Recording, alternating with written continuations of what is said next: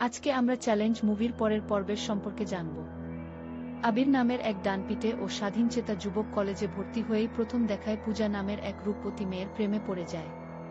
কিন্তু পূজা কোনো সাধারণ মেয়ে ছিল না, সে ছিল শহরের এক অত্যন্ত নিষ্ঠুর ও প্রভাবশালী ডন অগ্নিদেব সেনের একমাত্র আদরের কন্যা। অগ্নিদেব নিজের মেয়ের ব্যাপারে এতটাই রক্ষণশীল ছিল যে পূজার দিকে কেউ তাকালে বা কথা বললে তার গুন্ডারা সেই ছেলের চোখ উপরে ফেলত।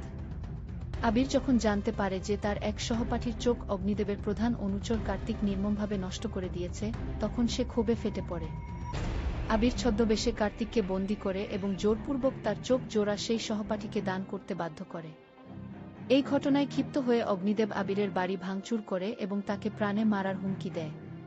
কিন্তু আবিরের বাবা এবার তার ছেলের পাশে দাঁড়ায় এবং পূজাকে ছিনিয়ে আনার জন্য তাকে সাহস যোগায়, যার ফলে আবির ও অগ্নিদেবের মধ্যে শুরু হয় এক চূড়ান্ত চ্যালেঞ্জের লড়াই।